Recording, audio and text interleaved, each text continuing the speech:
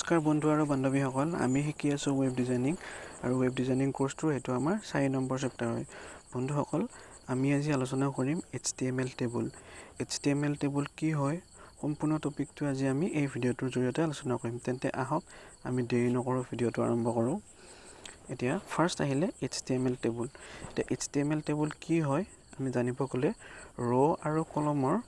কম্বিনেশনকে আমি html table বুলি কওঁ html টেবুলৰ কিছুমান এট্ৰিবিউট আছে তাৰ ভিতৰত ফাৰ্স্ট আহিলে border two apply border in table size মানে আমি টেবুলৰ সাইজ মতে বৰ্ডাৰ এপ্লাই কৰিবৰ কাৰণে এই বৰ্ডাৰ এট্ৰিবিউট ইউজ কৰিম তাৰ পিছত আহিলে আমাৰ হাইট অফ দা টেবুল মানে টেবুলৰ হাইট সেট কৰিবৰ কাৰণে আমি এই হাইট এট্ৰিবিউট ইউজ কৰিম তাৰ পিছত ঠিক তেনেকৈ উইডথ টেবুলৰ উইডথ সেট কৰিবৰ কাৰণে আমি উইডথ এট্ৰিবিউট ইউজ কৰিম তাৰ পিছত আহিলে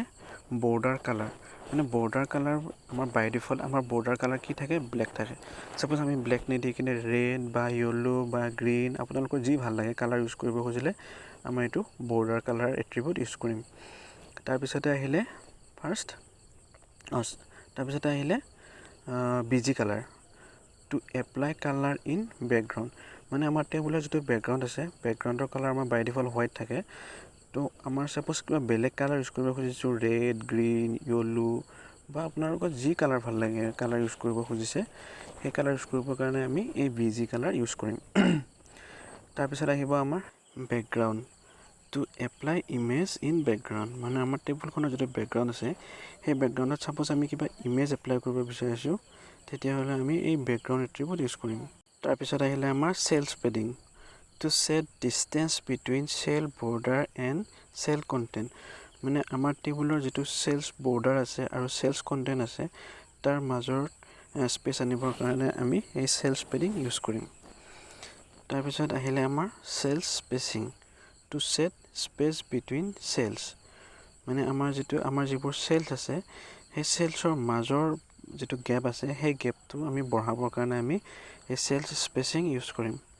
তাৰ পিছত আহিব আমাৰ align to set align table মানে টেবুলৰ যেটো এলাইন আছে সেই এলাইনমেন্টবোৰ আমি কোড ৰাখিম কেনেকৈ ৰাখিম তাৰ কাৰণে আমি এই এলাইন এট্ৰিবিউট ইউজ কৰিম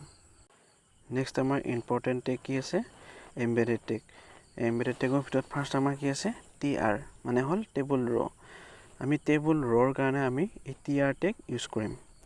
তাৰ পিছত th মানে আমাৰ টেবুল যিবোৰ হেডৰ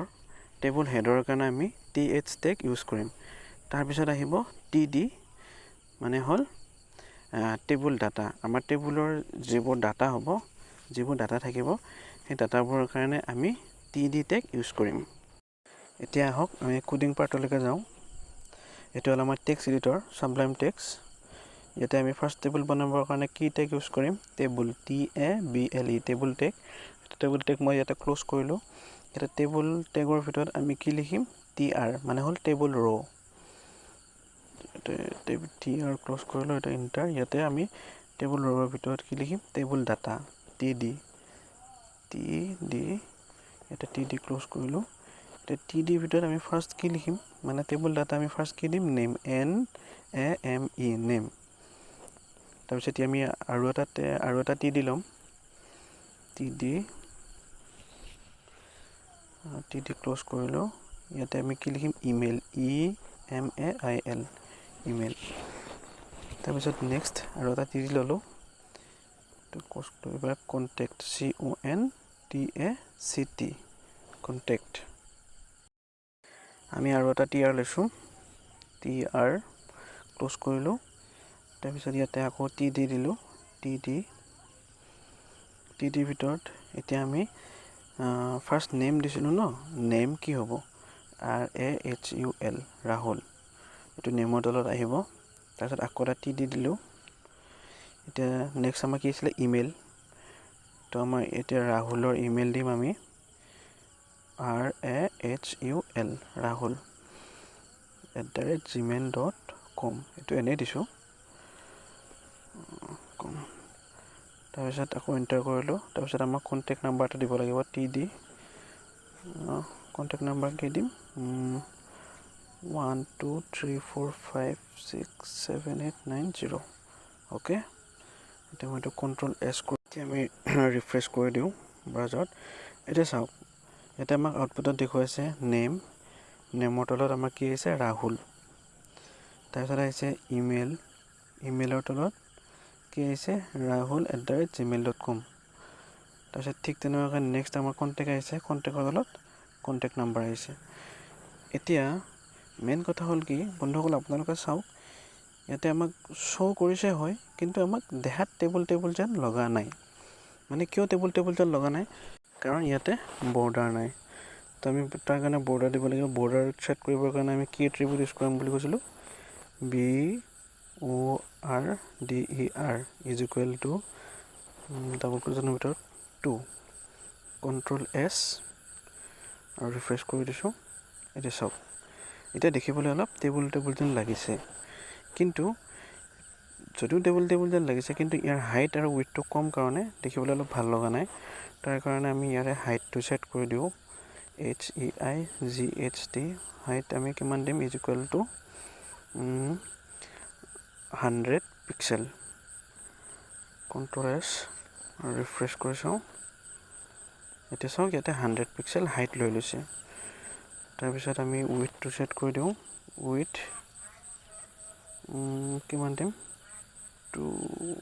300 পিক্সেল। ৰিফ্ৰেছ, উইথটো অলপ কমি আছে আৰু অলপ বঢ়াই দিওঁ, 500। Ctrl+S refresh. এতিয়া চাওক বন্ধুসকল, অলপ টেবুল দেখিবলৈ অলপ টেবুল ফৰ্মেটত আহিছে। এতিয়া ইয়াতে অলপ কণ্টেণ্ট আৰু অলপ বঢ়াই দিওঁ, টেবুল ডাটা। আমি আৰু এটা টিয়াৰ ল'ম,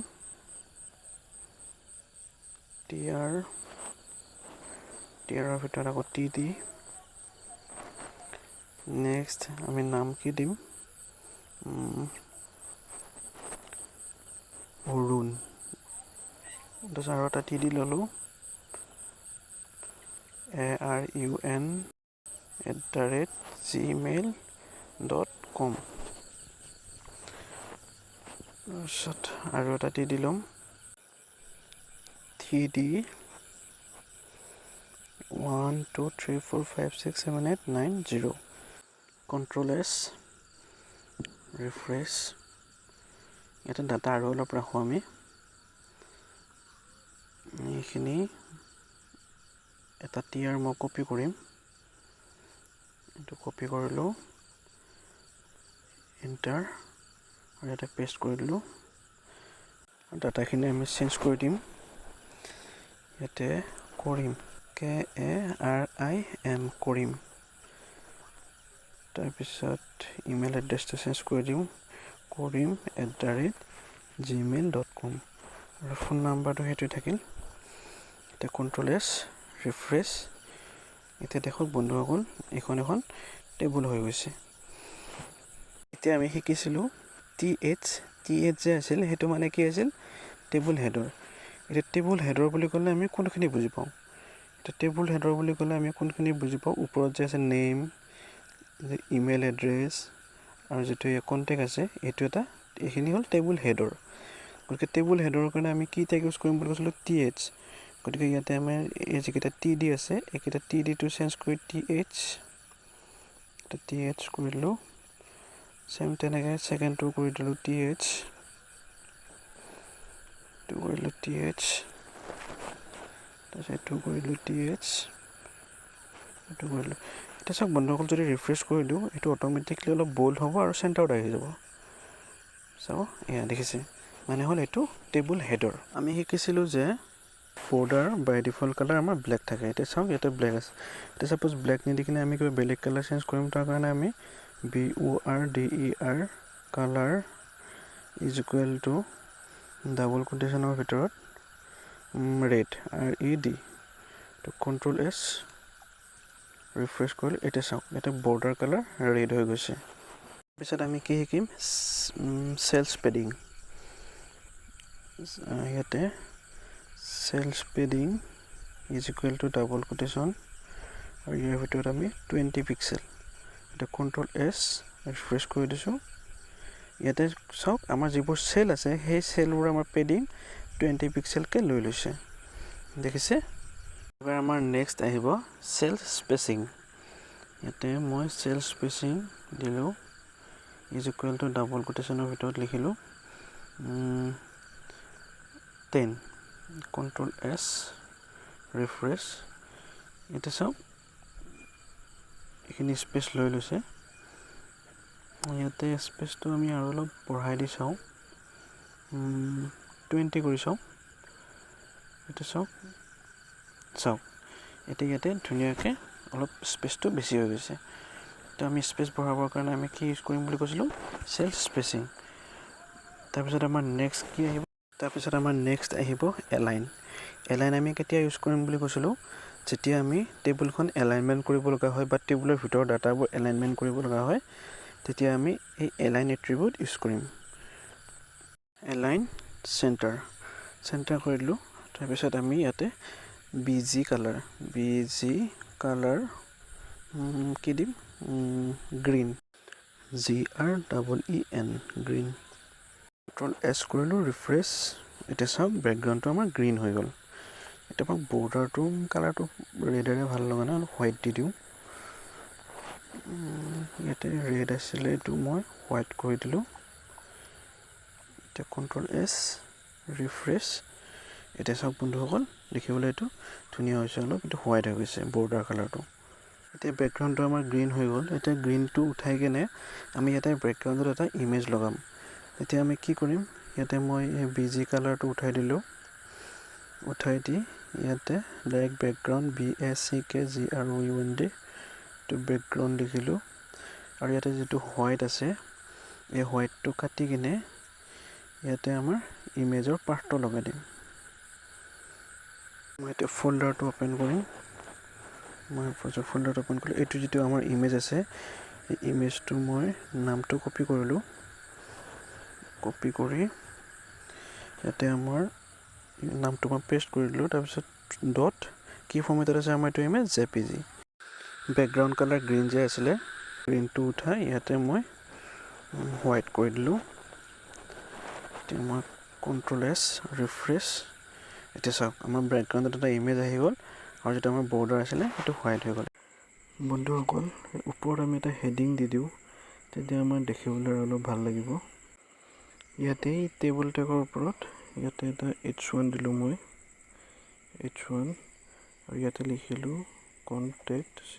CONTACT কণ্টেক্ট ইনফৰমেশ্যন